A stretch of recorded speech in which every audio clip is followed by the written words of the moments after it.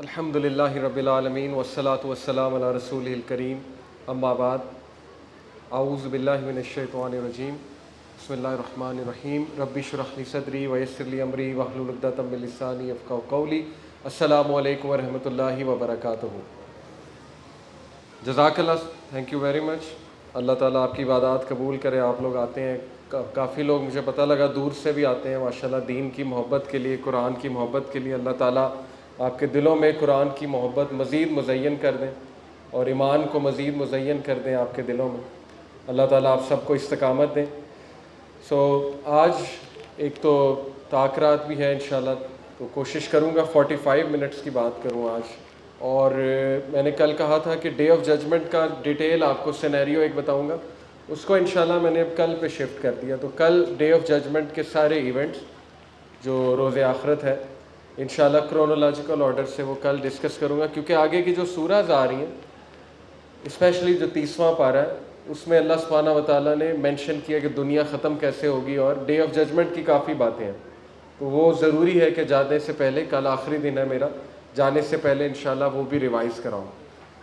آج 28واں پارہ پڑھا جا رہا ہے اور ابھی سورہ تغابن ختم کی قاری صاحب نے۔ سورہ 58 سے شروع ہوئے اور 64 تک جو ہے پڑھا گیا، غالباً 58 سے ہی شروع ہوں گے۔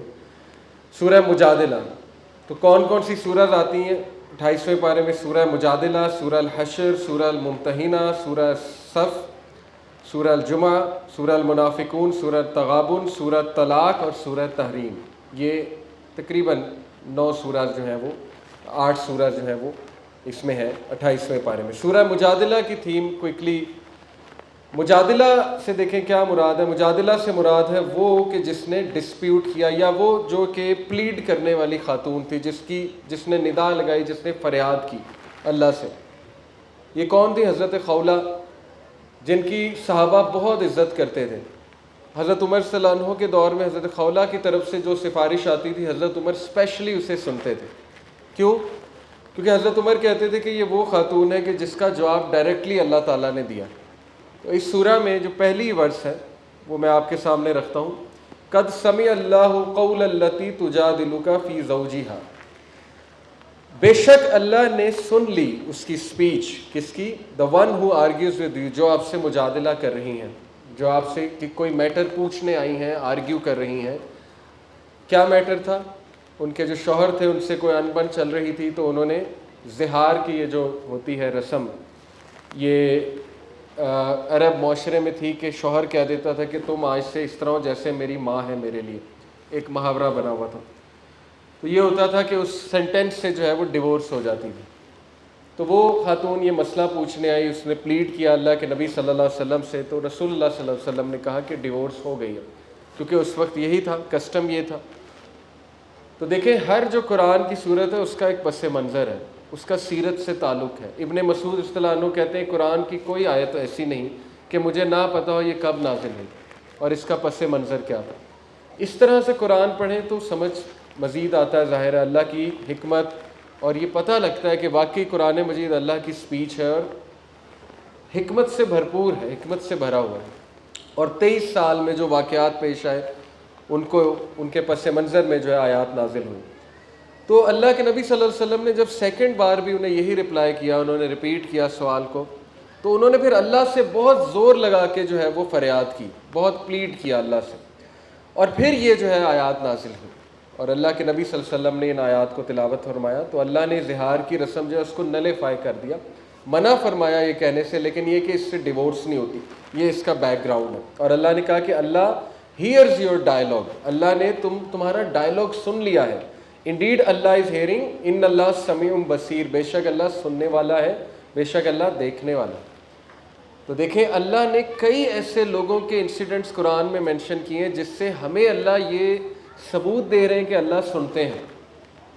کئی ایسے کیریکٹرز ہیں جو نون انبیاء تھے، انبیاء نہیں تھے، لیکن اللہ نے ان کو مینشن کیا باقاعدہ، اصحاب کہف کو مینشن کیا، ان کی دعا کو مینشن کیا، حضرت مریم کو مینشن کیا، حضرت لقمان کو مینشن کیا، ذوالقرنین کو مینشن کیا، کتنے ایسے لوگوں کو مینشن کیا ہے جو نان پروفٹس تھے، اور اللہ تعالیٰ نے بتایا کہ ہم نے ان کی ندا سنی، ہم نے ان کی دعا سنی، ہم نے ان کو رسپونڈ کیا۔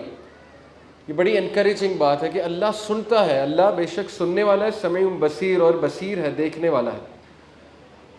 سورہ الحشر جو مین ہے ہر سورہ کے ایونٹس، وہ میں انشاءاللہ ڈسکس کروں گا، ایک ایک آیا ڈسکس کرنا پاسبل نہیں ہے ٹائم کے شارٹیج کی وجہ سے۔ سورہ الحشر میں جو ہے اس کا بھی ایک بیک گراؤنڈ ہے ظاہر ہے، اور یہ کب نازل ہوئی تھی؟ جب بنی نذیر کے خلاف رسول اللہ صلی اللہ علیہ وسلم نے جو ہے وہ ظاہر جنگ ایک کی تھی۔ بنی نذیر جو ہے یہ جوز کا ایک قبیلہ تھا مدینہ میں، بنی نذیر اور بنی کینوکا اور بنو کیروزہ، بنو قریظہ۔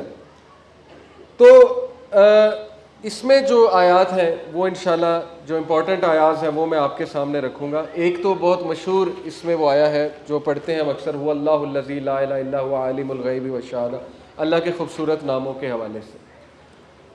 جو آیات میں آپ کے سامنے رکھنے لگا ہوں اس سے ایک اصول بھی ثابت ہوتا ہے جو موٹیویشنل سپیکرز اکثر ایک اصول بتاتے ہیں پرو ایکٹیونیس کا۔ سب سے پہلے آیا نمبر 18، یا ایھا الذین آمنوا اتقوا اللہ ولتنظر نفس ما قدمت لغد واتقوا اللہ ان اللہ خبیر بما تعملون۔ اے لوگوں جو ایمان لائے ہو اللہ سے ڈر جاؤ، اتقوا اللہ، ولتنظر نفس ما قدمت لغد، اور ہر نفس یہ دیکھ لے کہ اس نے کل کے لیے کیا چھوڑا ہے، کل کے لیے کیا کیا ہے۔ پرو ایکٹیونیس۔ عقل مند انسان وہ ہے جو کل کو ذہن میں رکھتے ہوئے کام کرتا ہے۔ ری ایکٹیو شخص وہ ہوتا ہے کہ جب کوئی مسئلہ آ جاتا ہے تو وہ ری ایکشن میں آ کے کام کرتا ہے۔ اس کی مثال، پرو ایکٹیو شخص وہ ہے، چھوٹی سی مثال ہے کہ جو سفر پہ جاتے ہوئے دیکھے گا گاڑی کے ٹائر میں ہوا ٹھیک ہے، ریڈیٹر میں پانی مکمل ہے، سامان میں نے مکمل کر لیا۔ ری ایکٹیو شخص وہ ہے کہ جو بس رینڈم پلان بنائے گا، سفر پہ نکل جائے گا، راستے میں پنکچر ہو گیا خدا نہ خواستہ تو ایکسٹرا ٹائر بھی نہیں ہے تو اس کو مصیبت آئے گی، مسئلے درپیش ہوں گے، اس کا ٹائم بھی ضائع ہوگا۔ یہ دو ہی اپروچز ہیں، ایک گروتھ مائنڈ سیٹ کی، ایک فیلئر مائنڈ سیٹ کی۔ گروتھ مائنڈ سیٹ کا تقاضا ہے کہ بندہ پرو ایکٹیو ہو۔ پرو ایکٹیو لوگوں کی کچھ نشانیاں ہوتی ہیں، آپ نے دیکھا ہوگا اکثر کئی اسٹوڈنٹس ہیں جو ایک کی بجائے 2 بال پوائنٹس رکھتے ہیں، حالانکہ ضرورت ایک کی ہے۔ کچھ ہیں وہ ایک بھی نہیں رکھتے، وہ پھر شہزادوں میں شمار ہوتے ہیں، وہ آپ کو پتہ ہے پھر پرابلمس بھی آتی ہیں۔ تو اس لیے پرو ایکٹیو شخص جو ہے وہ دوسروں کی مدد بھی کرتا ہے۔ تو اللہ تعالیٰ نے جو ہمیں رویہ اپنانے کا کہا ہے وہ پرو ایکٹیونیس کا ہے۔ اسٹیون کووی نے بھی اسی لیے نمبر 1 ہیبٹ سکسیسفل لوگوں کی، جو اسٹیون کووی ہے بہت بڑا موٹیویشنل اسپیکر، پرو ایکٹیونیس رکھی۔ لیکن یہاں پہ جو پرو ایکٹیونیس کی بات ہو رہی ہے وہ اخروی معاملات میں، کیونکہ سب سے امپورٹنٹ معاملہ انسان کی زندگی کا وہ آخرت کا معاملہ ہے۔ اگر آخرت میں لاس ہو گیا تو یہ الٹیمیٹ لاس ہے۔ بل تؤثرون الحیات الدنیا والآخرۃ خیر وابقیٰ، نہیں تم دنیا کی زندگی کو ترجیح دیتے ہو جبکہ آخرت کی زندگی باقی رہنے والی ہے، آخرت کی زندگی بہت بڑی ہے۔ تو اللہ نے کہا کہ تم میں سے ہر نفس دیکھ لے کہ اس نے کل کے لیے کیا کیا ہے، کیا پریزنٹ کرے گا وہ اللہ تعالیٰ کو۔ خدا نہ خواستہ اگر ہمیں موت آ گئی، ہم تیار نہیں ہیں، کیا ہے ہمارے پاس اللہ کو دینے کے لیے؟ رسول اللہ صلی اللہ علیہ وسلم نے ایک بار سوال پوچھا صحابہ سے کہ تم میں سے کون ہے کہ جسے اپنی دولت سے زیادہ اپنے وارثین کی دولت جو ہے عزیز ہے؟ صحابہ نے کہا کہ ایسا تو کوئی نہیں ہوگا، سب کو اپنی دولت زیادہ عزیز ہے۔ تو اللہ کے نبی صلی اللہ علیہ وسلم نے کہا کہ تمہاری اصل دولت وہ ہے جو اللہ کی راہ میں خرچ کرتے ہو، باقی سب وارثین کی ہے، وہ وارثین لے جائیں گے تمہاری موت کے بعد۔ اصل دولت تو وہ ہے جو اللہ کی راہ میں لگائی ہوئی ہے، جو کہیں پہ تم نے صدقہ جاریہ کے لیے لگائی ہوئی ہے، جو تم نے کسی چیریٹی آرگنائزیشن کو دی ہوئی ہے، دعویٰ آرگنائزیشن کو دی ہوئی ہے، وغیرہ وغیرہ۔ تو یہی ہے باقی رہنے والے اعمال۔ اس لیے انسان کو غور کرنا چاہیے کہ آخرت کے لیے کیا کیا پروجیکٹس ہیں اس کے پاس، کیا پلاننگ ہے اس کی، یہ سوچنا بہت ضروری ہے۔ اور یہی عقل مندی کی نشانی، یہی وزڈم کی نشانی ہے۔ اللہ نے جتنے بھی عقل مند لوگوں کا تذکرہ کیا ہے قرآن مجید میں، ابن مسعود، عبداللہ ابن مسعود کا بھی ہے، انہوں نے کہا کہ دنیا میں 3 عقل مند ترین انسان، یہ ان کا پرسنل ویو ہے۔ ایک لقمان حکیم، ایک عزیز مصر۔ عزیز مصر انہوں نے اس لیے کہا، انہوں نے کہا کہ یوسف علیہ السلام کو پہچان لیا تھا انہوں نے کہ یہ اسپیشل ہے۔ تیسرا ابو بکر صدیق، عبداللہ بن مسعود کا بیان ہے۔ ابو بکر صدیق کیوں؟ انہوں نے کہا کہ اپنے بعد خلیفہ حضرت عمر کو بنا کر گئے اور سارا ثواب لے گئے، اپنا تو ثواب تھا ہی لیکن ایسے شخص کو خلافت دے کر گئے کہ اس بندے نے وہ کام کیے ہیں۔ اور دیکھیں نا، جو بندہ جس کو بنا کر جاتا ہے تو پھر اس کو بھی ریوارڈ ہوتا ہے۔ ڈیسیجن ابو بکر صدیق کا تھا۔ تو کیا وجہ تھی کہ ان کی نظر آخرت پر تھی، ان کے اعمال جو ہے اس بات کی ترجمانی تھے. حضرت ابو بکر صدیق فجر کے بعد ہمیشہ کہیں جایا کرتے تھے. حضرت عمر صلی اللہ عنہ کو بڑا اشتیاق ہوتا تھا یہ کہاں جاتے، کیونکہ کمپٹیشن تھا آپس میں، اور ایسا کمپٹیشن جائز ہے. اللہ کے نبی صلی اللہ علیہ وسلم نے کہا کہ جیلسی 2 کیسز میں جائز ہے، انوی اور جیلسی 2 کیسز میں جائز ہے. ایک جو علم والا ہے اور وہ اپنے علم سے فائدہ دے رہا ہے لوگوں کو، تو اس سے جیلسی جائز ہے، کمپیٹ کرو. ایک وہ جس کو اللہ نے مال دیا ہے، وہ اللہ کی راہ میں خرچتا ہے، اس سے کمپیٹ کرو.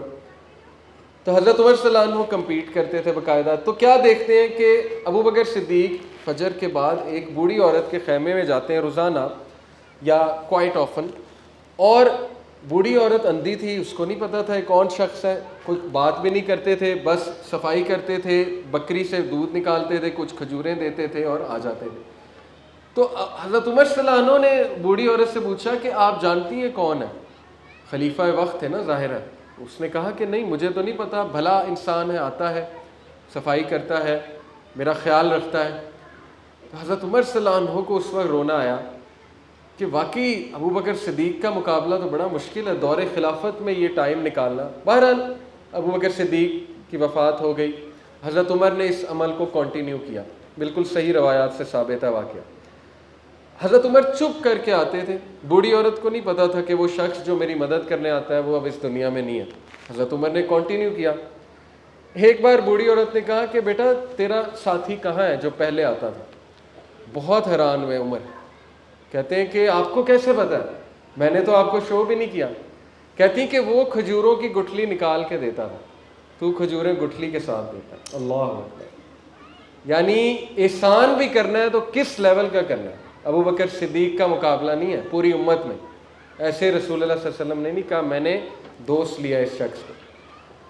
تو یہ ہیں وہ لوگ جو اس لیول پہ اعمال کرتے ہیں کہ احسان کے لیول پہ جا کے خوبصورتی کے ساتھ اعمال کرتے.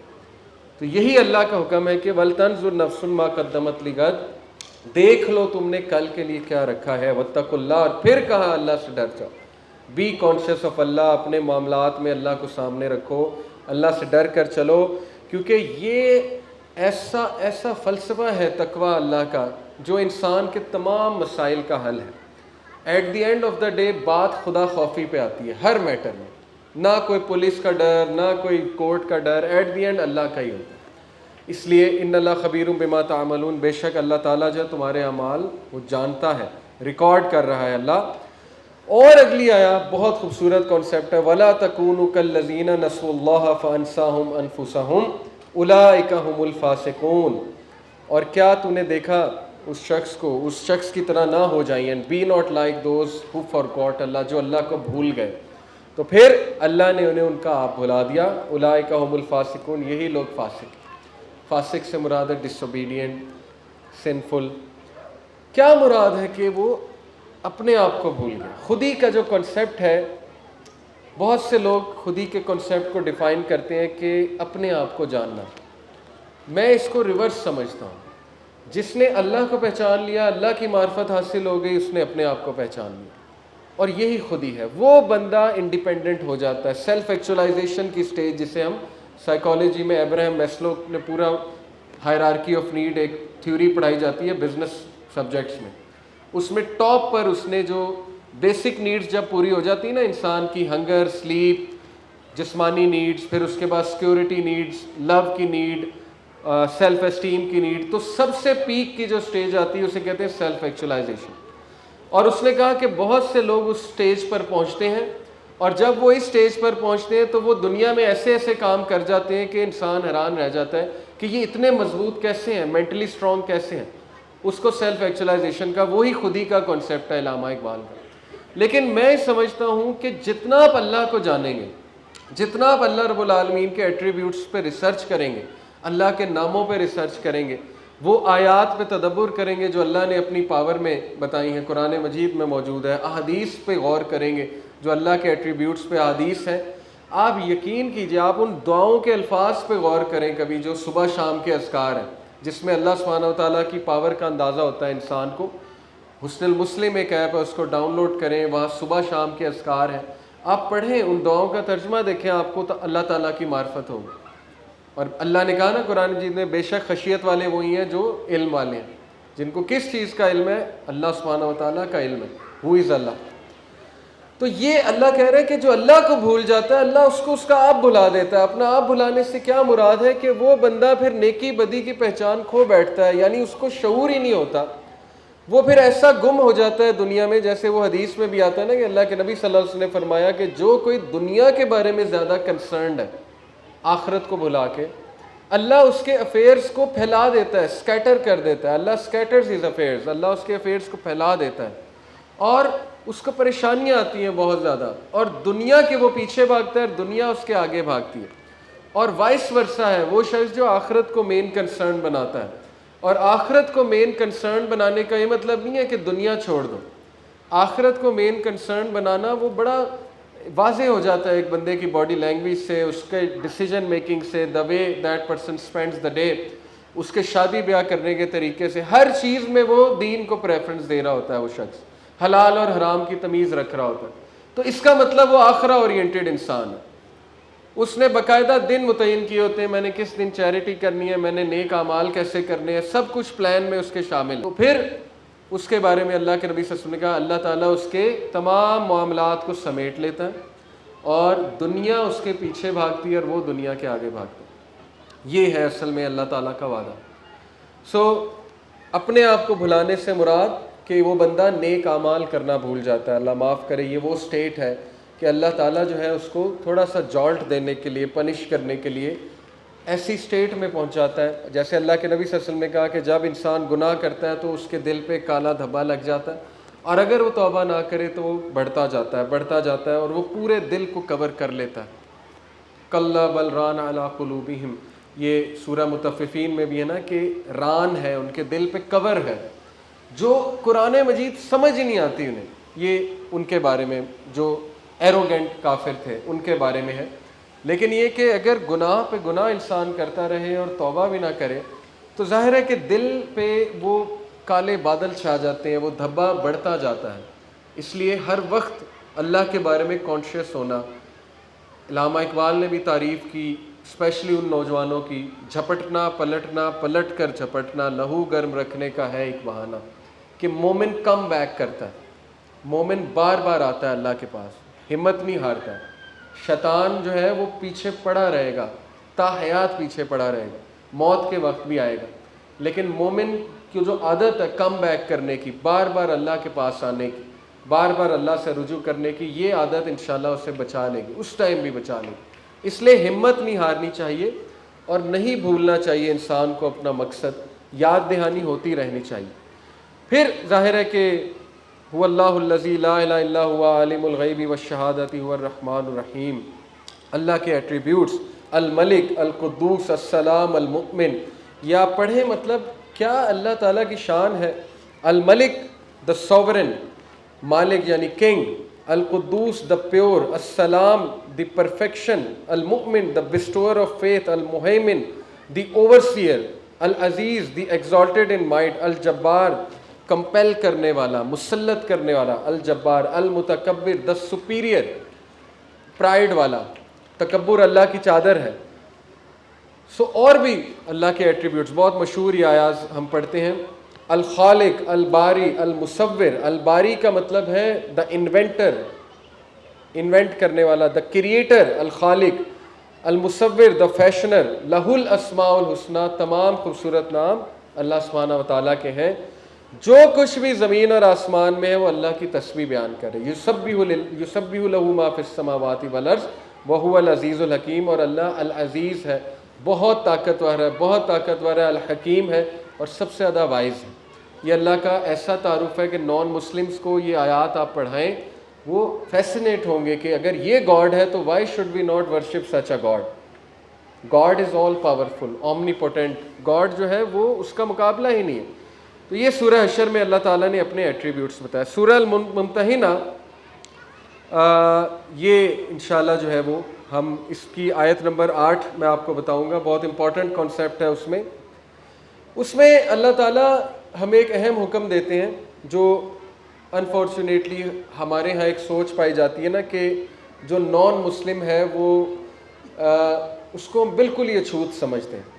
ہمارے ہاں ایک سوچ پائی جاتی ہے. اور کچھ لوگ مطلب نفرت کرنا بھی جائز سمجھتے ہیں نان مسلم کے ساتھ. دیکھیں قرآن مجید میں کفار کے حوالے سے آیات ہیں, بڑی سخت آیات ہیں. کفار کون ہیں؟ جنہوں نے ٹوٹلی ریجیکٹ کیا ہوا ہے, جن تک میسیج ابھی نہیں پہنچا ان کے بارے میں, یا جو نیوٹرل نان مسلمز ہیں, جیسے وہ بھی ابن آدم ہی ہیں ظاہر ہے. ویسٹ کے جو لوگ ہیں وہ تو ہمارا تو مسئلہ ان کی ویسٹرن گورنمنٹس کے ساتھ ہے, ان ایون لوگوں کے ساتھ ہے جو ظاہر ہے کہ وہ والے کفار ہیں کہ جو اسلام دشمن کفار ہیں. یہاں اللہ نے کہا کہ اللہ تمہیں نہیں منع کرتا, اللہ does not forbid you from those who do not fight you, جو تم سے لڑائی نہیں کرتے بیکاز آف ریلیجن کے حوالے سے, and do not expel you from your homes, اور جو تمہیں تمہارے گھروں سے نہیں نکالتے, from being righteous toward them, کہ تم ان کے ساتھ حسن اخلاق کرو اور تم ان کے ساتھ اچھا سلوک کرو, and acting justly toward them, اور تم ان کے ساتھ انصاف سے چلو. ان اللہ یحب المقسطین, بے شک اللہ قسط کرنے والوں کو یعنی جسٹس کرنے والوں کو پسند فرماتا ہے. یہ ہے فلسفہ اصل کہ وہ نان مسلم جو نیوٹرل ہے ان کے ساتھ اچھا سلوک کرنا, حسن سلوک کرنا, یہ تو بہت اللہ کا حکم ہے باقاعدہ. ہمارے اسلاف ہیں جن کے بیہیویئر سے ان کے جو نیبرز تھے نان مسلم وہ مسلمان ہو جاتے تھے صرف ان کے بیہیویئر کی وجہ سے. تو اخلاق جو ہے یہ تو مسلمانوں کا آپ کہہ لیں سر کا تاج ہے. اللہ کے نبی صلی اللہ علیہ وسلم نے کہا کہ مجھے اللہ تعالیٰ نے حسن اخلاق مکمل کرنے کے لیے بھیجا. تمام جو گڈ مینرز ہیں ان کی پیک رسول اللہ صلی اللہ علیہ وسلم تھے. اور جینٹلنس جو افیکٹ ڈال سکتی ہے کسی میٹر میں وہ سختی نہیں ڈال سکتی. اللہ کے نبی صلی اللہ علیہ وسلم نے فرمایا کہ نرمی کسی بھی معاملے میں ہو وہ اس معاملے کو خوبصورت کر دیتی ہے, اور سختی کسی بھی معاملے میں اس معاملے کو خراب کر دیتی ہے. حدیث کا مفہوم ہے, حضرت عائشہ کو کہا. اللہ کے نبی صلی اللہ علیہ وسلم زیادہ نرم دل نرم گفتگو کوئی بھی نہیں تھا, اور ہم انہی کی مثال فالو کریں گے. اور بھی ہمارے سامنے مثالیں ہوں گی, لیکن ہمارے لیے نمبر 1 رسول اللہ صلی اللہ علیہ وسلم ہے. اور بہت سے واقعات ہیں اللہ کے نبی صلی اللہ علیہ وسلم کی نرمی کے. اور میں نے ایک بار پہلے بھی کہا تھا کہ وہ اتقان کا لیول, احسان سے بھی بڑھ کر لیول ہے. تو اس لیے ہمارا دین اخلاق سے پہلا ہے, اور نان مسلمز بھی اخلاق سے ہی امپریس ہوئے رسول اللہ صلی اللہ علیہ وسلم. اسلام کی حقانیت تو ہے ہی اپنی جگہ, دین فطرت ہے, لیکن اخلاق.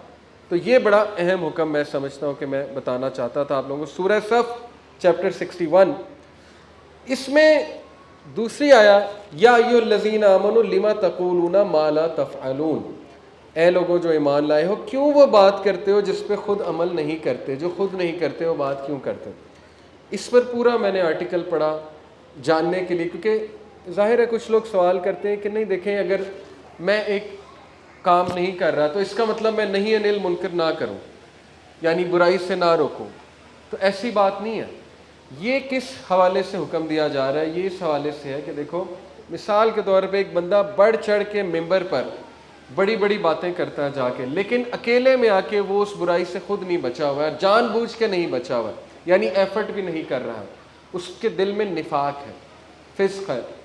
تو یہ اس کے بارے میں حکم ہے کہ کیوں وہ بات کرتے ہو جو تم خود عمل نہیں جس پر کر رہے. لیکن اس کا یہ مطلب نہیں ہے کہ مثال کے طور پہ آپ خود نماز نہیں پڑھ رہے تو آپ کسی کو نماز پڑھنے کا نہیں کہو گے. ہو سکتا ہے کسی کو کہنے سے آپ بھی نماز پڑھنا شروع کر دیں. دعوت جب آپ دعوت کا کام شروع کرتے ہیں وہ سب سے پہلے آپ کو فائدہ دیتی ہے. ہو سکتا ہے کہ کسی کو بات کہتے کہتے آپ اس پر عمل کرنا شروع کر دو. تو بیلنس رکھنا ہے آپ نے. یہ اس کا مطلب نہیں ہے کہ نہیں اب آپ کرتے نہیں تو اس کا مطلب کچھ بھی آپ دعوت دے بھی نہیں سکتے. وَتَوَاصَوْا بِالْحَقِّ وَتَوَاصَوْا بِالصَّبْرِ, وہ حکم بھی تو اپنی جگہ موجود ہے نا, کہ ایک دوسرے کو صبر اور حق کی تلقین کرتے ہیں. اب ایک بندہ جو ہے وہ حق کی تلقین کرے گا, اور ہو سکتا ہے کسی کو کرتے کرتے وہ خود بھی حق پر آ جائے, ہو سکتا ہے کہ وہ بھی جسٹس کرنے لگ جائے, بالکل ایسا ہے. تو اس لیے یہ بات ہو رہی ہے منافقین, یعنی ایسا رویہ اپنانا کہ جان بوجھ کر وہ عمل کرنا, دوسروں کو بڑی بڑی باتیں کرنا جا کے, لیکن خود کوئی خدا خوفی نہ ہونا. ایک ہے کہ ایک بندہ سٹرگل کر رہا ہے, وہ الگ معاملہ ہے. وہ کہتا ہے میں ویک ہوں, میں سٹرگل کر رہا ہوں, لیکن میں دوسروں کو بھی دعوت دے رہا ہوں, تو وہ بالکل جائز ہے, اس میں کیا بات ہے. اس پر یہ آیت فٹ نہیں ہوتی ہے. یہ آیت ہے کہ جو بندے جان بوجھ کر گناہوں کے اعمال کر رہے ہیں اور ان کے دل میں نفاق ہے, تو یہ اللہ تعالیٰ نے منع فرمایا کہ ایسے کیوں کرتے ہو. کبر مقتن عند اللہ ان تقولوا ما لا تفعلون، اللہ کی نظر میں یہ بات بہت قابل اعتراض ہے، یہ نفرت زدہ بات ہے کہ تم وہ کرو جو وہ کہو جو تم کرتے نہیں ہو۔ پھر یہ آیا ڈسپلن کے حوالے سے، ان اللہ یحب الذین یقاتلون فی سبیلہ صفا کانہم بنیان مرصوص، بے شک اللہ کو تو وہ لوگ پسند ہیں جو اللہ کی راہ میں جہاد کرتے ہیں، اللہ کی راہ میں لڑائی کرتے ہیں، ان اے رو، ایک صف میں، as though they are a single structure joined firmly, ایک صف میں جیسے کہ وہ ایک اسٹرکچر ہے، فرملی جوائن ہوئے ہوئے ہیں۔ دیکھیں دین کا مقصد ہی ہے کہ انسانیت کو ایک کرنا اور انسانوں کے دلوں میں ایک دوسرے کے لیے محبت پیدا کرنا، اور تمام امت ایک فیملی نظر آنی چاہیے، as a family, human family بھی اور مسلمان بھی، اسپیشلی مسلمان بھی۔ نماز کا کیا مقصد ہے؟ اللہ کے نبی صلی اللہ علیہ وسلم نے کندھا بکندھا اور پاؤں جوڑنے کا حکم دیا، ساتھ کھڑے ہو تاکہ تمہیں ایک فیلنگ آئے۔ انفارچونیٹلی ہمارے دل سخت ہیں، مطلب میں بہت کھل کے بات کروں گا، ہمارے رویے سخت ہیں اور ہم یہ فائدہ نہیں اٹھا رہے ہیں دینی عبادات سے جو اصل میں ہمیں ان کا فلسفہ ہے۔ روزہ رکھنے کا فلسفہ ایک دوسرے کے لیے فیل کرو، ہر عبادت کا آ جا کے فلسفہ ظاہر ہے اس میں حقوق اللہ بھی ہیں، حقوق العباد بھی ہیں، دونوں مقاصد ہیں۔ حج کا مقصد ایک دوسرے کی ہیلپ کرو، مدد کرو، فیل کرو، اور اللہ کی عبادت بھی ہے۔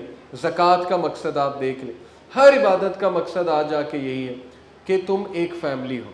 اور ڈسپلن اللہ کو بہت پسند ہے، نماز میں ڈسپلن قائم ہوتا ہے، لیکن وہ ڈسپلن ہماری لائفز میں کتنا آتا ہے یہ کویسچن مارک ہے۔ ایک دوسرے کے لیے کتنے نرم ہیں ہم، ایک دوسرے کو کتنی جگہ ہم دیتے ہیں مساجد میں، ایک دوسرے کے لیے کتنی ہم آسانی پیدا کرتے ہیں، یہ کچھ سوالیہ نشانات ہیں۔ تو اس لیے بات اصل میں یہ ہے کہ دین آسانی پیدا کرنے آیا۔ اللہ نے قرآن مجید میں سورہ البقرہ میں کہا کہ اللہ تمہارے لیے آسانی چاہتا ہے، اللہ آسانی چاہتا ہے تو ہمیں بھی دوسروں کے لیے آسانی پیدا کرنی چاہیے۔ اس لیے یہ مقصد لیں دین سے۔ نماز جو ہمیں دے رہی ہے ڈسپلن ہے، ایک دوسرے سے محبت۔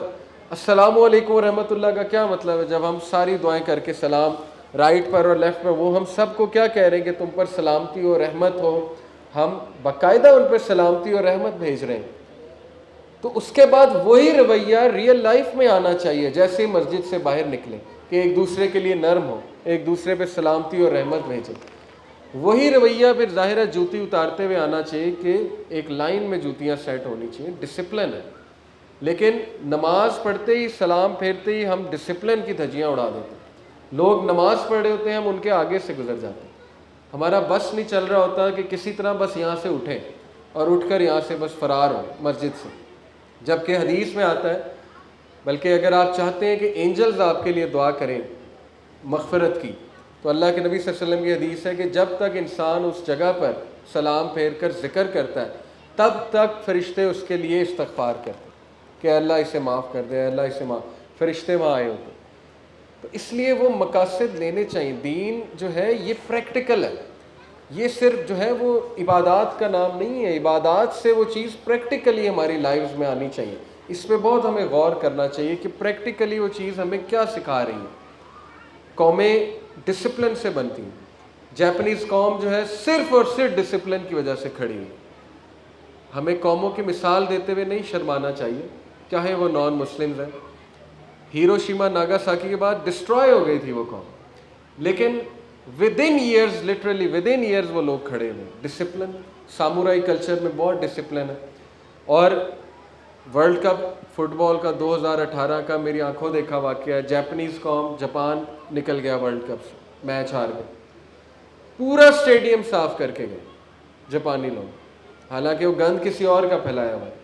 امپریشن کیا دے کر گئے کہ ہم جاتے جاتے ایک اچھا امپریشن۔ ان کی جو ٹیم تھی وہ ڈریسنگ روم صاف کر کے گئی پورا۔ یہ خاص بات ہے، ہر قوم میں کوئی نہ کوئی اچھائی ہوتی ہے۔ ہمارے ہاں آپ دیکھ لیں صفائی کا کتنا خیال رکھا جاتا ہے۔ یقین کیجئے میں عمرہ پہ دیکھا، ٹرکش گروپس دیکھنے والے ہوتے ہیں، ان سے باقاعدہ ان کے روب سے خوف آ رہا ہوتا ہے۔ 70 کے گروپ میں وہ ہوتے ہیں، انڈونیشین گروپس میں آتے ہیں عمرہ کرنے، اور مجھے افسوس سے کہنا پڑ رہا ہے کہ میں نے سب سے انڈسپلنڈ گروپس جو ہے وہ ہمارا دیکھا۔ مطلب یہ آپ بھی اکنالج، اچھے بھی ہوتے ہوں گے نو ڈاؤٹ، لیکن ڈسپلن کی سخت کمی ہے ہم میں ایز اے قوم، اور یہ ہمارا ایک بہت بڑی کور ریزن ہے ڈاؤن فال آنے کی۔ کرپشن بھی ہے اس میں، ڈسپلن کی کمی بھی ہے، بہت کیجول ہمارا بیہیویئر ہوتا ہے۔ بہرحال خوبیاں بھی بہت ہیں، نو ڈاؤٹ، ہر قوم میں جیسے خوبی ہے، پاکستانی قوم میں خوبیاں بھی بہت ہیں، لیکن جو اسلام ہمیں سکھانا چاہتا ہے وہ ہمیں سیکھنا چاہیے۔ ہر عبادت کا ایک مقصد ہے، اور اللہ تعالیٰ نماز سے ہمیں ڈسپلن سکھا رہی ہے، وہ ڈسپلن ہماری لائف میں شیورلی جو ہے وہ آنا چاہیے۔ پھر اسی میں سورہ صف کی ایک آیت آپ کے سامنے رکھوں گا، ورس نمبر 6 جو ہے، اس میں حضرت عیسیٰ علیہ السلام کو جو ہے وہ بشارت دی گئی تھی۔ وَإِذْ قَالَ عِيسَى ابْنُ مَرْيَمَ يَا بَنِي إِسْرَائِيلَ إِنِّي رَسُولُ اللَّهِ إِلَيْكُمْ مُصَدِّقٌ لِمَا بَيْنَ يَدَيَّ مِنَ التَّوْرَاةِ وَمُبَشِّرًا بِرَسُولٍ يَأْتِي مِن بَعْدِي اسْمُهُ أَحْمَدُ۔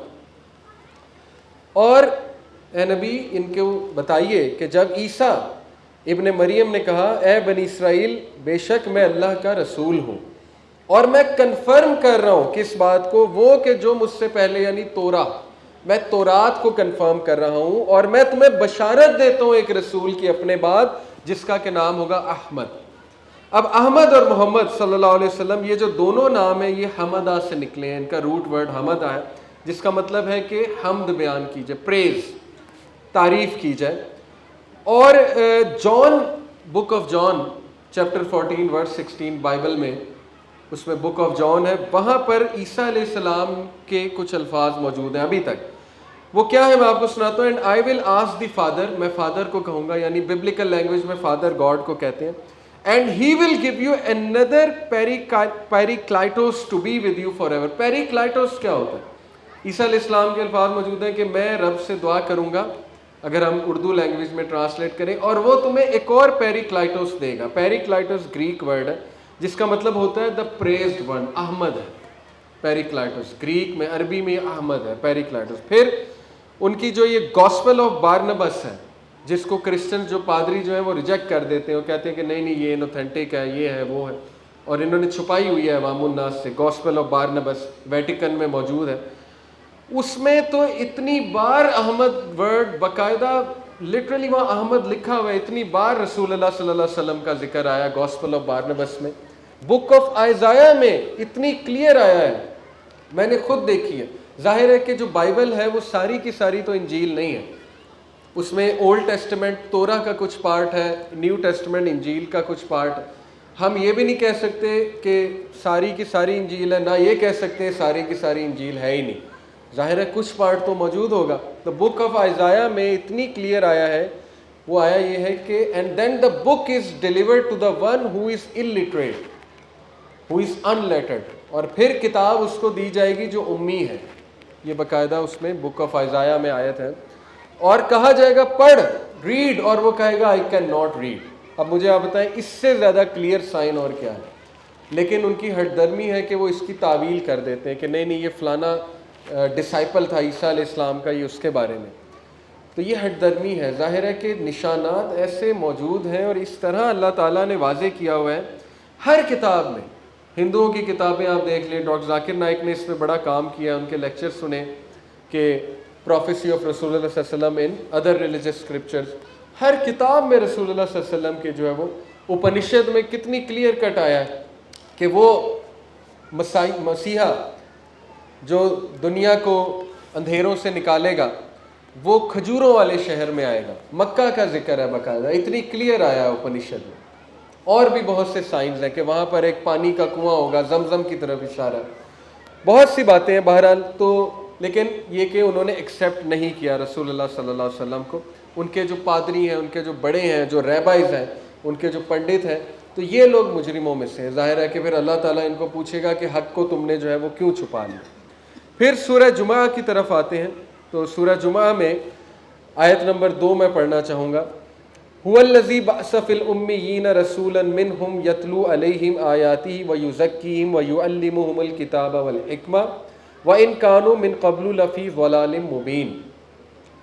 اس آیہ میں رسالت کا مقصد ہے، اور اس آیت میں اسلامک ایجوکیشن سسٹم کا جو کریکولم ہے وہ ڈیفائنڈ ہے، وہ کیا ہونا چاہیے۔ تربیت کا کریکولم وہی ہے جس نے تم میں سے اٹھایا ایک امی ایک ان لیٹرڈ نبی، الٹریٹ نہیں کہنا چاہیے، ان لیٹرڈ کہنا چاہیے انگلش میں، تم میں سے اٹھایا ایک رسول جو پڑھتا ہے، یتلو علیہم آیاتی ہی، جو تلاوت کرتا ہے اللہ کی آیات کی، وَيُزَكِّيهِمْ، اور تزکیہ کرتا ہے تمہارا، پیوریفائی کرتا ہے، تزکیہ، یزکیہم، وَيُعَلِّمُهُمُ الْكِتَابَ وَالْحِکْمَةَ، اور سکھاتا ہے تمہیں کتاب اور حکمت.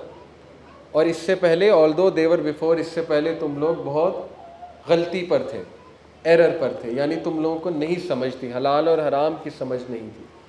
تو یہ رسالت کے 3 مقاصد اللہ تعالیٰ نے بتایا. قرآن مجید پڑھنا، رسول اللہ صلی اللہ علیہ وسلم نے پڑھا، تلاوت کی، ان کے جو ہے وہ ظاہر ہے ان کے قلب پہ قرآن مجید نازل ہوا اور ان کی زبان مبارک سے قرآن ہم تک پہنچا. اور پھر وَيُزَكِّيهِمْ، تمہارا تزکیہ کرتا ہے، ایکسپلین کرتا ہے آیات کو، اور وہ کر کے دکھاتا ہے، وہ میکنزم دیا، وہ فریم ورک دیا کہ جس سے تم اپنا تزکیہ کر سکو، تم اپنے آپ کو پیوریفائی کر سکو. تزکیہ ایک بہت بڑی برانچ ہے ہمارے دین کی، اور ظاہر ہے صوفیزم اسی سے نکلا، تزکیے سے، لیکن وہ پھر بہت ہی ایکسٹریم پہ چلے گئے. لیکن یہ کہ تزکیہ ہمارے دین کا بہت امپورٹنٹ حصہ ہے. اس میں زہد بھی آتا ہے، زہد کا کنسیپٹ بھی آتا ہے، اس میں ذکر و اذکار بھی آتے ہیں، اس میں عبادت کا کنسیپٹ ہے، اس میں پھر نفس کے خلاف جہاد، بہت کچھ آتا ہے اس میں تزکیے میں. تو تزکیہ انسان کو اپنا کرتے رہنا چاہیے. قد افلح من تزکا وذکر اسم ربہ فصلی، کامیاب ہے وہ شخص جو تزکیہ کرتا ہے، جس نے تزکیہ کیا اور جو کھڑا ہوا نماز کے لیے. سورہ شمس 11 قسمیں اللہ نے کھائیں، اور جب اللہ قسم کھاتا ہے تو وہ بہت بڑی بات ہے. کسی امپورٹنٹ چیز کے لیے اللہ قسم کھاتا ہے. 11 قسمیں کھا کے اللہ نے کہا قد افلح من زکاہا، کامیاب ہے وہ شخص جو تزکیہ کرتا ہے، جو پاک کرتا ہے اپنے آپ کو، جو لڑتا ہے اپنے نفس سے. اس کو سائیکالوجی میں کہتے ہیں سائیکولوجیکل کریج. 3-4 قسم کے کریج بتائے کہ کریج کیا ہوتا ہے. ایک وائٹل کریج ہے. وائٹل کریج یہ کہ کسی بیماری میں کریج شو کرنا، یعنی ایک بندے کو فالج ہو گیا ہے، اللہ معاف کرے، کو بہت بڑی بیماری ہو گیا ہے، وہ کریجس ہے، وہ کریج سے اس کا مقابلہ کر رہا ہے، اس کو وائٹل کریج کہتے ہیں. ایک ہے فزیکل کریج. فزیکل کریج یہ ہے کہ ایک بندہ جو ہے وہ ایسے ایکشنز کرتا ہے کہ فائر بریگیڈ ہے، جیسے فائر فائٹر جو ہے وہ آگ میں جمپ لگا دیتا ہے دوسروں کو بچانے کے لیے، وہ پانی میں جمپ لگا دیتا ہے، اپنی جان کو رسک پہ ڈال دیتا ہے. اس کو فزیکل کریج کہتے ہیں. ایک جو ہے وہ سائیکولوجیکل کریج ہے. سائیکولوجیکل کریج یہ ہے کہ وہ اپنے اندر کی جو ڈیمنز ہیں، اپنے اندر کی جو لڑائی چل رہی ہے اس کا مقابلہ کرتا ہے، اور وہاں پہ کریج شو کرتا ہے. اپنی ذہنی جو اس کے تذبذب ہیں، بہت سی چیزیں ہوتی ہیں انسان کی، اپنی پرسنالٹی میں بہت سی ویکنیسز ہوتی ہیں جو اس کو مقابلہ کرنا پڑتا ہے، ان کو کرب کرنا پڑتا ہے ان چیزوں کو. کسی کی طبیعت میں ہو سکتا ہے غصہ، کسی کی طبیعت میں بہت نیگیٹیوٹی ہو سکتی ہے، یہ اللہ کی طرف سے ٹیسٹ ہوتا ہے. تو اپنے سائیکولوجیکل چیلنجز کا مقابلہ کرنا، اس کو سائیکولوجیکل کریج کہا ہے سائیکالوجسٹ نے، اور بڑی مثالیں دی ہیں. بہت سے لوگ یہ کریج جو ہے وہ، یہ والا کریج بھی جو ہے وہ شو کرتے ہیں. تو بہرحال یہی ایکسپیکٹ اللہ کہہ رہا ہے قد افلح من زکاہا، کامیاب ہے وہ جس نے مقابلہ کیا اس چیز کا، جس نے کریج شو کیا، جو کھڑا ہوا ہے. وَقَدْ خَابَ مَنْ دَسَّاهَا، اور تباہ ہے وہ شخص جس نے سبمٹ کر دیا، جس نے کوئی مقابلہ، جس نے گھٹنے ٹیک دیے، وہ تباہ ہے. یعنی کہ اس کو مصیبتیں آئیں گی بہت زیادہ، اس نے اپنے آپ کو خود جو ہے وہ مصیبت میں ڈال دیا. یہ سورہ شمس میں اللہ تعالیٰ ہماری اس طرف توجہ دلا رہے ہیں. تو نبی کا جو میکنزم نبی صلی اللہ علیہ وسلم نے دیا، فریم ورک، وہ تزکیہ کا ہے. ہمارا بھی ایجوکیشن سسٹم تزکیہ بیسڈ ہونا چاہیے. اسی سے انسان بنتا ہے، اسی سے انسان اب بنتا ہے، ورنہ تو جانور ہے. صرف جو ہے یہ سکھا دیا کہ پیسہ کیسے کمانا ہے، ٹیکنیکل سکل سکھا دیے. انٹلیکٹ اور کریکٹر یہ 2 مختلف چیزیں ہیں. یہ تو مطلب سائیکالوجسٹ کی میں آپ کو بات ہے. ایک بندہ انٹیلیجنٹ ہو سکتا ہے لیکن وہ ضروری نہیں اچھا انسان بھی ہو. تو ہمارے ادارے یس انٹلیکٹ سکھا دیتے ہوں گے، آئی کیو بڑھا دیتے ہوں گے، لیکن کیا وہ کریکٹر بھی سکھاتے ہیں؟ کیا وہ انسان کو انسان بناتے ہیں؟ یہ سوچنے کی بات ہے. وہ نہیں ہو سکتا جب تک وہ تزکیہ پر بیسڈ کریکولم ہی نہیں ہے. کیسے ہو سکتا ہے؟ اور قرآن سے زیادہ تزکیہ اور کیا چیز کرتی ہے. تو بہرحال وَيُزَكِّيهِمْ وَيُعَلِّمُهُمُ الْكِتَابَ وَالْحِکْمَةَ، اور وہ سکھاتا ہے انہیں کتاب اور حکمت. یہ حدیث ہے. حکمت مفسرین کے نزدیک تو حدیث ریجیکٹر جو ہے، جو آج کا ایک بہت بڑا فتنہ ہے، حدیث کو ریجیکٹ کرنے والے، وہ آپ نے دیکھے ہوں گے آج کل بڑی ڈسکشنز ہوتی ہیں، تو کتنی بڑی کوتاہی ہے کہ وہ حدیث کو ٹوٹلی ریجیکٹ کر دیتے ہیں، جبکہ حکمت کیا، اللہ تعالیٰ نے قرآن کو محفوظ کیا ہے، کیسے ہو سکتا ہے اپنے نبی صلی اللہ علیہ وسلم کے طور طریقوں کو محفوظ نہیں کرے گا اللہ؟ دین پورا محفوظ ہے، اور دین میں پھر حدیث بھی آتی ہے، پھر وہ صحیح حدیث، ضعیف حدیث، وہ دیکھیں اللہ نے ایسے لوگ پیدا کیے جنہوں نے حدیث کی تخریج کی ہوئی، من گھڑت حدیث انہوں نے بتائی کون سی ضعیف کون سی ہے، حسن کون سی ہے، صحیح کون سی ہے، وغیرہ وغیرہ، مرسل کون سی ہے، غریب کون سی ہے، پوری سائنس ہے حدیث سائنس۔ تو اس لیے نبی صلی اللہ علیہ وسلم کی جو تعلیمات ہیں اسی سے تزکیہ کر سکتا ہے بندہ، اسی سے دین کو صحیح سے سمجھ سکتا ہے۔ یہ بہت ضروری ہے ہمارے لیے کہ ہم اسی میکانزم کو جو ہے وہ فالو کریں۔ تو یہ آیا میں سمجھتا تھا بتانا بہت ضروری تھا۔ پھر سورہ منافقون ہے، منافقین کے ایٹریبیوٹس ہیں اس میں، اور یہ وہی ریپیٹیٹیو ایٹریبیوٹس ہیں جو سورہ البقرہ میں بھی آئے ہیں کہ یہ لوگ دکھلاوا کرتے ہیں، دکھلاوے کے ایکٹس کرتے ہیں، اور منہ پر کچھ اور ہے، پیٹھ پیچھے کچھ اور ہے۔ منافقین کی بہت سی ٹائپس ہیں، دیکھیں ہم جج نہیں کر سکتے کون منافق ہے، یہ کہنا بہت بڑی بات ہوتی ہے، فلانے کو کہیں جی یہ منافق ہے، اللہ بہتر جانتا ہے۔ جیسے صاحب السر حذیفہ بن یمان رضی اللہ عنہ، وہ بہت جید صحابیوں میں سے ہیں حذیفہ بن یمان، اللہ کے نبی صلی اللہ علیہ وسلم نے انہیں سیکرٹس بتائے تھے کچھ، اور ان سیکرٹس میں سے یہ تھا کہ منافقین کے نام پتہ تھے انہیں، اللہ کے نبی نے بتائے تھے۔ حضرت عمر صلی اللہ عنہ نے اپنے ڈیتھ بیڈ پہ حضرت حذیفہ کو بلایا، کہا کہ مجھے بتاؤ کہ کہیں منافقین میں تو نہیں ہوں۔ تو حضرت حذیفہ رونے لگ گئے کہ امیر المومنین آپ کیسے سوچ سکتے ہیں، یعنی ان کا رویہ یہ تھا حضرت عمر کا۔ بہرحال تو منافق کون ہے اللہ بہتر جانتا ہے، لیکن ان کے کچھ ایٹریبیوٹس ہیں۔ جو بدترین منافق ہیں، جو جہنم کے سب سے نچلے دہانے میں ہوں گے الیاذ باللہ، جو ویل ہے جس سے جہنم بھی پناہ مانگتی، وہ ایک وادی ہے جہنم کی، وہاں وہ سب سے نچلے دہانے میں ہوں گے۔ لیکن وہ کون ہے؟ وہ عبداللہ بن ابی جیسے رئیس المنافقین جو تھا، یعنی وہ ایسے منافق ہیں جو اسلام کا لبادہ اوڑھ کے اسلام کو ڈیمیج کرتے ہیں، روٹس کھوکھلی۔ لیکن منافق کی نشانیاں پھر یہ بھی ہیں، لیکن یہ وہ والا تو نہیں جو بالکل اینڈ میں ہوگا، لیکن نفاق ہے اس کے دل میں، جو جب بولے جھوٹ بولے، جب وعدہ کرے وعدہ خلافی کرے، لڑائی کرنے پہ آئے تو گالم گلوچ بہت کرے، یعنی کہ ایگریسو ہو بہت زیادہ، گالم گلوچ بہت کرے، یہ بھی نفاق کی نشانیوں میں سے ہے۔ ایک پھر یہ بھی حدیث ہے، دیکھ لیں، یہ اس حدیث پہ تو میرا خیال پھر اللہ معاف کرے کسی نہ کسی شکل میں ہم سب اترتے ہیں۔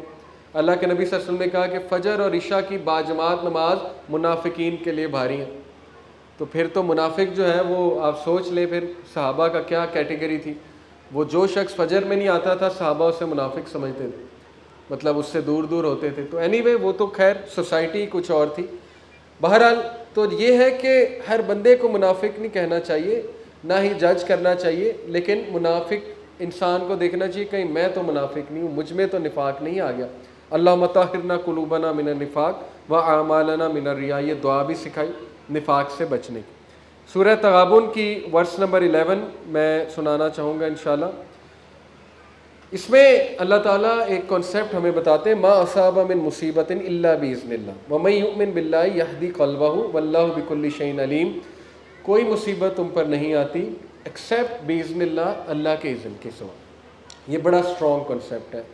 ہمارے ہاں زیادہ تر مسائل سائیکولوجیکل ہیں۔ دیکھیں انسان سائیکولوجیکلی اگر اسٹرانگ ہو، اس کا ایمان اسٹرانگ ہو، توکل اسٹرانگ ہو اللہ پہ، تو یہ سوچنا کہ مجھ پر جادو ہو گیا ہے یا نظر لگ گئی ہے، ٹھیک ہے وہ اپنی جگہ حقیقت ہے، لیکن آپ اللہ پہ توکل کریں، اللہ کے بارے میں پازیٹیو سوچیں، کیوں آپ پر جادو ہو جائے گا؟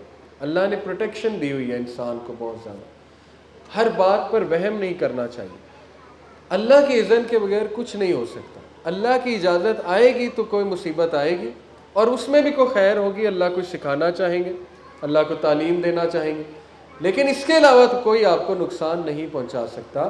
اور پھر اللہ نے کہا جو کوئی بھی ومن یؤمن باللہ یہدی قلبہ، جو کوئی بھی اللہ پر ایمان لائے گا، واللہ بکل شیء علیم، تو اللہ تعالیٰ یہدی اللہ باللہ یہدی قلبہ، اللہ تعالیٰ اس کے قلب کو گائیڈ کرے گا، ہدایت دے گا، اللہ تعالیٰ اس کا گائیڈ بن جائے گا، اس کے قلب کو مضبوط کر دے گا۔ تو مصیبتوں کے وقت ایمان بڑھنا چاہیے، مصیبتوں کے وقت اللہ سے رجوع زیادہ بڑھنا چاہیے. اس آیت سے جو ہے وہ یہ ثابت ہوتا ہے. پھر اللہ ان کا دل مضبوط کر دیتا ہے. اور پھر جسٹ ٹو وائنڈ اپ, سورہ طلاق چیپٹر 65, اس میں بہت امپورٹنٹ آیا ہے یوتھ کے لیے اسپیشلی. وَمَن يَتَّقِ اللَّهَ يَجْعَل لَّهُ مَخْرَجًا, جو کوئی اللہ کا تقوی اختیار کرے گا اللہ اسے ہر مصیبت سے نکال لے گا, اللہ اس کے لیے ایک راستہ بنا دے گا, مخرجا. اور وَيَرْزُقُهُ مِنْ حَيْثُ لَا يَحْتَسِبُ, اللہ اسے وہاں سے دے گا کہ اس کا گمان بھی نہیں جا سکتا. وَمَن يَتَوَكَّلْ عَلَى اللَّهِ فَهُوَ حَسْبُهُ, اور جو کوئی اللہ تعالیٰ پہ توکل کرتا ہے پھر اللہ اسے کافی ہو جاتا ہے. ان اللہ بالغ امری, بے شک اللہ تعالیٰ اپنے پرپز کو اچیو کرانا جانتا ہے, اللہ کرا کر ہی رہے گا, اللہ کو کوئی نہیں روک سکتا. قد جعل اللہ لکل شیء قدرا, اور اللہ نے ہر چیز متعین کی ہوئی ہے ایک مقدار کے ساتھ. کتنی خوبصورت آیا ہے, کتنا عقیدہ سٹرونگ ہوتا ہے, کتنا توکل بڑھتا ہے. ڈاکٹر ایشان کا واقعہ موجود ہے یوٹیوب پر. ڈاکٹر ایشان ایک بہت فیمس ڈاکٹر ہے, نیورو سرجن, انہوں نے خود واقعہ سنایا. سعودیہ میں غالباً ہوتے ہیں. وہ کہیں جا رہے تھے سفر پہ, تو راستے میں بہت زیادہ طوفان آیا, جہاز کو ایک ایئرپورٹ پہ رکنا پڑا ایک شہر میں. اب انہوں نے وہاں پہنچنا تھا ضروری جہاں وہ جا رہے تھے, تو انہوں نے مشورہ کیا ان سے, پائلٹ سے. انہوں نے کہا ہم نہیں چلا سکتے ابھی جہاز کو, خطرناک ہے معاملہ, بڑی گاڑی کرانی پڑی وہاں جانے کے لیے. وہ جگہ اتنی دور نہیں تھی وہاں سے جہاں وہ پہنچ چکے تھے. تو راستے میں کہتے ہیں کہ طوفان مزید سخت ہو گیا, اور ایک جگہ جا کر ہمیں رکنا پڑا, گھر کے سامنے ہمیں رکنا پڑا. رینڈملی دروازہ نوک کیا, ان سے ریکویسٹ کی ہمیں اندر آنے دے. بوڑھی عورت تھی, باہر نکلی, اس نے کہا تشریف لائے, اندر آئے. انہوں نے اپنے آپ کو ذرا تولیے سے سکھایا. اس عورت نے کھانا آفر کیا. کیا دیکھتے ہیں کہ ایک بچہ جو ہے وہ ایک کمرے میں بستر پر پڑا ہوا ہے, اور وہ عورت جو ہے وہ بار بار اس کو دیکھتی ہے, اس کا سر دباتی ہے. تو پوچھتے ہیں کہ بچے کو کیا مسئلہ ہے. کہا کہ اس کے ماں باپ فوت ہو گئے ایک ایکسیڈنٹ میں, اس کی میں دادی ہوں, میں اس کا خیال رکھتی ہوں, بچہ یتیم ہے, تو بچے کو کوئی بیماری ہے, اور ہم نے بہت سے نیورو سرجنز کو دکھایا. تو وہ کہتے ہیں کہ آپ مجھے بھی بتائیں, میں بھی نیورو سرجن ہوں, آپ نے اتنی ہمارے ساتھ اچھائی کی. اس نے کہا کہ میں نے بہت کوشش کی, لوگوں نے ایک ڈاکٹر کو ریکمینڈ کیا, لیکن ہمارے پاس نہ فیس ہے, نہ میں نے سنا وہ ڈاکٹر اتنا ٹائم دیتے ہیں. تو انہوں نے کہا میں سفارش کروں گا آپ کی. اس نے کہا ڈاکٹر ایشان, ان کو ریکمینڈ کیا ہوا ہے. تو ڈاکٹر ایشان کہتے ہیں کہ جیسے ہی میں نے یہ سنا تو اسی وقت میرے آنسو نکل گئے, اور پھوٹ پھوٹ کر وہ روئے, اور انہوں نے کہا کہ میں یہ ڈاکٹر ایشان ہوں, اور اللہ مجھے یہاں لے آیا آپ کے پاس. تو اس نے کہا عورت نے کہ میں نے دعا کی تھی, میں استغفر اللہ بہت کرتی تھی, کیونکہ حدیث میں آتا ہے جو استغفار کرتا ہے بہت زیادہ اللہ تعالیٰ اس کا کام کر دے گا. تو یہ صحیح واقعہ, بالکل ایسے لوگوں نے ایونٹس دیکھے ہوئے کہ آپ حیران رہ جائیں گے. لوگوں نے اللہ کی پاور وٹنس کی ہے. تو اس لیے اللہ تعالیٰ جب کام کرنے پہ آتا ہے پھر اللہ کی فوجوں کا کوئی مقابلہ نہیں کر سکتا. اور بس آخری آیا اس کی ہے آیت نمبر 12, اللہ الذی خلق سبع سماوات ومن الارض مثلہن یتنزل الامر بینہن لتعلموا ان اللہ علی کل شیء قدیر وان اللہ قد احاط بکل شیء علما. اللہ ہی ہے جس نے 7 آسمان بنائے اور اسی کے مثل 7 زمینیں بنائیں. یہ میں نے ابن عباس کا بھی آپ کو قول بتایا, اللہ نے 7 آسمان بنائے, 7 زمینیں بنائی, اور اس کا امر, اس کا کمانڈ ان سب میں نازل ہوتا ہے. اور یہ اس لیے بتا رہا ہے اللہ کہ تم جان لو کہ اللہ تعالیٰ کمپیٹنٹ ہے, اللہ تعالیٰ وکل شیء قدیر, ہر چیز پر قادر ہے, اور اللہ تعالیٰ نے ہر چیز کا احاطہ کیا ہوا ہے, اور اللہ تعالیٰ سب سے زیادہ علم والا ہے. یہ 7 یونیورسز, 7 ارتھ 7 ہیونز کا کانسیپٹ, یہ پتہ نہیں یہاں پر کیا ہے, کون سی مخلوقات ہیں. اللہ کا امر نازل ہوتا ہے, اللہ کا کنٹرول ہے ایک جگہ, ہم پہلے آسمان کا حصہ ہیں. تو یہ اللہ کی پاور بتاتا ہے. اور اس سے بہت سے لوگ, ایسٹرو فزکس کے لوگ پھر بڑا کچھ اخذ بھی کرتے ہیں, پیرالل یونیورس کا کانسیپٹ وغیرہ وغیرہ. لیکن وہ اصول یاد رکھیں جو میں نے کل بتائے تھے کہ حتمی طور پہ ہم کچھ نہیں کہہ سکتے, اللہ بہتر جانتا ہے یہ کیا ہے. لیکن یہ کہ بہت سے لوگ جو ہیں وہ قرآن مجید سے پھر ظاہر رہنمائی لے کر ریسرچ کر کے بہت کچھ پا بھی جاتے ہیں. تو یہ اللہ کی پاور شو ہوتی ہے. اور سورہ تحریم میں بڑی خوبصورت آیات, فرعون کی جو وائف تھیں حضرت آسیہ, ان کے بارے میں آتا ہے کہ انہوں نے اللہ سے دعا کی تھی کہ اللہ جنت میں میرے لیے گھر بنا دو. بڑی خوبصورت آیا ہے.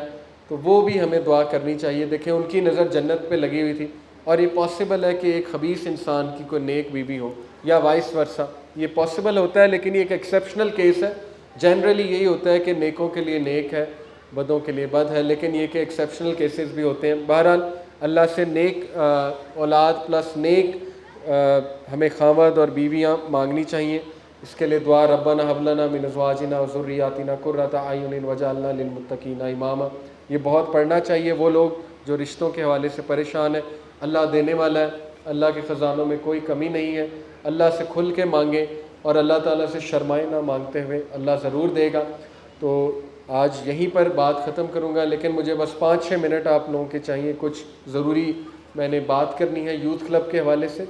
آج 25ویں کی رات ہے اور رسول اللہ صلی اللہ علیہ وسلم کا حکم ہے کہ اسپیشلی طاق راتوں میں، جو کہ 83 سال کے برابر لیلۃ القدر کی رات جو ہے، 1000 منتھس کا مطلب ہے 83 سال، تو اس کا ہر جو منٹ ہے وہ تقریباً آپ کہہ لیں کہ 200 دن کے برابر ہے لیلۃ القدر کا۔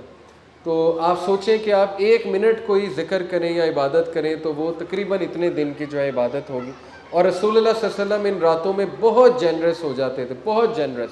ان راتوں میں آپ کوئی بھی چیریٹی کریں گے اللہ کے نام کے لیے، جتنی بھی کریں گے، وہ اتنی ملٹیپلائی ہو کے آپ کے سامنے آئے گی۔ حدیث میں آتا ہے کہ تم کوئی کھجور بھی ہے اس کو دے دو اللہ کی راہ میں، اللہ تعالیٰ کیا کرتا ہے کہ اس کو اپنے ہاتھ میں لیتا ہے کھجور کو، اور اللہ تعالیٰ اس کو پالتا ہے جیسے تم اپنے مویشیوں کو پالتے ہو، اور یہاں تک کہ وہ کھجور احد کے پہاڑ جتنی بن جاتی ہے۔ اور جب قیامت کے دن اللہ سے تم ملو گے تو وہ اللہ تعالیٰ ایک عمل تمہارے سامنے پریزنٹ کرے گا تو انسان دنگ رہ جائے گا، انسان حیران ہو جائے گا۔ تو مجھے پتہ ہے کہ ہم ایسے کاموں میں زیادہ جو ہے وہ ڈونیٹ کرتے ہیں، جو پانی کا کنواں لگوانے کے حوالے سے، یا غریبوں کو کھانا کھلانا، یا کوئی ہاسپٹل یا مساجد تعمیر کروانا، بہت زبردست کام ہے، نمبر 1 ہونا چاہیے وہ کام۔ لیکن جو کام یوتھ کلب کر رہا ہے، دین کا دفاع کرنا، یہ بھی بہت بڑا کام ہے آج کے دور میں۔ دیکھیں یہ اللہ نے کھڑی کی اور ہم کچھ نہیں ہیں، ہم تو نالائق لوگ کھڑے ہو گئے۔ یہ تو ہمیں خود کبھی کبھی سمجھ نہیں آتی، جب میں اپنی دیکھتا ہوں پاسٹ لائف، یہ تو اللہ نے نالائق لوگ ہم جیسے کھڑے کر دیے، لیکن یہ کام اللہ کا۔ ہماری یوتھ جو ہے وہ سفر کر رہی ہے، اس بات کو یاد رکھیں، اور ان پہ بہت بڑا اٹیک آ رہا ہے، بہت بڑا اٹیک، کفر کا، الحاد کا، سیکولرزم کا، لبرلزم کا۔ ہمارے ادارے ایگریسولی ورکنگ کر رہے ہیں ہمارے بچوں پہ، بڑے بڑے پروفیسرز ہیں جو ہمارے بچوں پہ اس وقت ان کے عقائد تبدیل کر رہے ہیں۔ ہمارا میڈیا آپ کے سامنے کیسے کیسے ڈراماز آ رہے ہیں، پھر گوروں کی پوری ایک وہ ہالی ووڈ کی انڈسٹری، پھر انڈین انڈسٹری کھڑی ہوئی ہے، کس طرح کیا کیا ہمارے بچے کر رہے ہیں، کیا کیا ہمیں ای میلز ریسیو ہوتی ہیں، کس طرح وہ روتے ہیں ہمارے سامنے آ کے، پھنسے ہوئے ہیں، نکلنا چاہتے ہیں، کوئی پلیٹ فارم نہیں مل رہا، ان کے شبہات بڑھتے جا رہے ہیں، ان کی شہوات جو ہے وہ پیک پر ہے۔ تو آوے کا آوا بگڑ رہا ہے۔ اس سٹیج پہ دین کا دفاع کرنا یہ ہم سب کی ذمہ داری ہے، اور رسول اللہ صلی اللہ علیہ وسلم کی سنت کو ریوائیو کرنا، اور نوجوانوں کو ہوپ دینا، نوجوانوں کو ایسی ایونیوز دینا، نوجوانوں کے لیے میڈیا پہ آ کے وہ کام کرنا۔ ہمیں کتنے میسیجز آتے ہیں الحمدللہ کہ آپ کا میں نے یہ پوڈ کاسٹ دیکھا تو مجھے اس سے تقویت ملی۔ الحمدللہ اللہ تعالیٰ دکھاتا ہے، اللہ تعالیٰ کرنے والا ہے، اصل میں ہم کچھ نہیں ہیں۔ تو یہ سارے جو کام ہے، ظاہر ہے اس کے لیے ہمیں آپ کی سپورٹ کی ضرورت ہے۔ ہم نے الحمدللہ ایسا ادارہ یوتھ کلب کھڑا کیا کہ ہم ان لوگوں کو نوکریاں بھی دیتے ہیں الحمدللہ، جو ہمارے بچے غلط سائٹ پہ چلے جاتے ہیں، ہم وہ میڈیا کے لوگ ادھر ہائر کرتے ہیں کہ ہمارے ساتھ کام کرو۔ یہ آپ کو نظر آ رہے ہیں ماشاءاللہ، یہ اپنی انرجیز ادھر سپینڈ کر رہے ہیں، لیکن یہ کہ ہماری ذمہ داری ہے کہ ہم ان لوگوں کو کچھ دیں۔ ان کی تنخواہیں بھی ہیں ظاہر ہے، لیکن ظاہر ہے کہ ہماری کوشش ہوتی ہے کہ 90% جو پیسہ ہے وہ کام میں یوز ہو، اور باقی جو ایڈمنسٹریشن کا کام ہے، ظاہر ہے تنخواہیں ہیں، ان میں بھی کام تو کرنا ہے نا، ایک آرگنائزیشن کھڑی کرنی ہے۔ تو انشاءاللہ آپ سب کی مدد سے اور آپ سب کی دعاؤں سے یوتھ کلب اس وقت پاکستان کی ایک ایسی تنظیم ہے جو یونیورسٹیوں میں ہر سال جاتی ہے، اسکولوں میں، اداروں میں۔ الحمدللہ ہم 200-250 یونیورسٹیز میں گئے، ونڈز آف چینج میں، پورے پاکستان میں جو یونیورسٹیاں ہیں بڑی بڑی، اور وہاں آڈیٹوریمز فل ہوتے تھے ماشاءاللہ۔ ایسا ہمیں رسپانس نوجوانوں سے ملا، ہم خود حیران رہ گئے۔ ان کی یونیورسٹی ایڈمنسٹریشن سے اچھا رسپانس ملا۔ تو ہمارے لوگ اللہ معاف کرے نا امیدی کا شکار ہیں، گناہوں میں ڈوبے ہوئے ہیں ہمارے نوجوان نسل، ہم نے ان تک جانا ہے، ہم نے ان تک آواز پہنچانی ہے اور انہیں ہوپ دینا ہے ہم نے، تاکہ وہ کل کو اچھے شوہر بنے، اچھی بیویاں بنے، नेक लोग बने, उनकी औलाद में से नेक लोग आए, सालिहीन आए। ये हमारी जिम्मेदारी है, हमने ये काम करना है। हम नहीं करेंगे अल्लाह रिप्लेस कर देगा। अल्लाह ताला कहता है तुम्हारी जगह मैं कोई और ले आऊँगा जो ये काम करेंगे, अगर तुमने नहीं करना है तो तुम आउट हो। हमसे सवाल होगा इस चीज़ का, एक एक से सवाल हो। तो जो कोई भी दुआओं के थ्रू, पैसों के थ्रू, किसी भी तरह से आज की रात में डोनेट करना चाहता है, मैं खुलकर आप सबके सामने ऐलान कर रहा हूँ। प्लेज फॉर्म भी हैं हमारे, ऐसे भी कुछ माशाल्लाह लोग हैं जो मंथली करते हैं, प्लेज किया हुआ उन्होंने, मंथली देते हैं।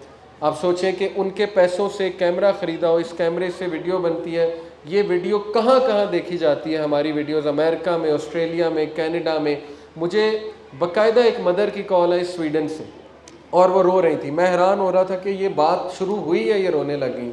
तो उन्होंने कहा कि मैं बता नहीं सकती कि यहाँ कोई मस्जिद नहीं है इर्द गिर्द, स्वीडन में जहाँ हम रहते हैं, और इतना हमें दूर जाना पड़ता है जुम्मे की नमाज़ पढ़ने के लिए, लेकिन बेचारे वहाँ नौकरी के लिए मजबूर है। लेकिन वो कहती है कि अल्हम्दुलिल्लाह यूट्यूब चैनल पे यूथ क्लब का जो है वो आपके लगते हैं शोज़, और हमारे बच्चे रिलेट करते हैं आपसे और देखते हैं अल्हम्दुलिल्लाह। तो दीन की बात हमारे घर में होती है और हमारे बच्चों ने दीन पर अमल करना शुरू कर दिया। ये मुझे वहाँ से जो है वो कॉलेज शुक्रिया अदा कर रही थी। तो सोचें कि जिस बंदे ने इसमें कंट्रीब्यूट किया होगा, क़यामत वाले दिन उसको कितना रिवॉर्ड होगा। तो आप भी इस कार खैर का जो है हिस्सा बने। हम एक यूनिक काम कर रहे हैं। बाकी मैंने बताया हम नालायक लोग हैं, अल्लाह ताला गलतियाँ, कमियाँ, कोताहियाँ जो है वो माफ़ फरमाए, बट ये अल्लाह का काम है, इसमें बढ़ चढ़ कर हिस्सा लें। आप लोग प्लेज भी कर सकते हैं, आज की रात में प्लेज फॉर्म भी हैं और डोनेशन बॉक्सेस भी हैं, जिसकी जितनी इस्तात है वो हिस्सा डाले, चाहे कम ज़्यादा जो भी है। कोई बाद में भी देना चाहता है, प्लेज करना चाहता है, तो वो अपना नाम नंबर लिखवा दे, बाद में दे दे जब उसे लगता है कि वो दे सकता है, लेकिन आज नियत कर ले, क्योंकि नियत का ही रिवॉर्ड है। जब इंसान नियत करता है तो उसी वक्त उसे रिवॉर्ड मिलना शुरू हो जाता है। जब वो नियत पे अमल करता है तो 10 गुना अल्लाह उसको रिवॉर्ड देता है। तो this is my request to you. और आप नहीं देंगे तो फिर भी काम चलेगा इंशाल्लाह। हम नहीं होंगे फिर भी चलेगा, मैं नहीं होऊंगा, अल्लाह ताला कोई और बंदा ले आएगा, और देने वाले नहीं होंगे, अल्लाह कोई और लोग पैदा कर देगा। तो ये काम तो चलना ही है, लेकिन ये कि हम अपना जितना इसमें हिस्सा डाल सकें। अल्लाह ताला इंशाल्लाह, मेरी दुआ है सबके लिए, वो नौजवान जो हिदायत पाएंगे वो भी आपके लिए बहुत सी दुआएं करेंगे, और अल्लाह ताला तो देख ही रहे हैं, अल्लाह बहुत जज़ाए खैर देंगे। तो कहाँ पर हैं वो जो डोनेशन बॉक्सेस वगैरह, वो कर दीजिए अनाउंस जी इंशाल्लाह। जज़ाकल्लाह सुनने के लिए और सब्र से सुनने के लिए बहुत बहुत शुक्रिया। दुआओं में याद रखें, जिस भी तरह से मदद कर सकते हैं हमारी दुआओं के थ्रू वो भी करें, और हर हवाले से कीजिए। बहुत बहुत शुक्रिया। अल्लाह ताला हम सब पे अपना रहम करम नाज़िल फरमाए। सुब्हानक अल्लाहुम्मा व बिहम्दिका अशहदु अल्ला इलाहा इल्ला अंता अस्तगफिरुका।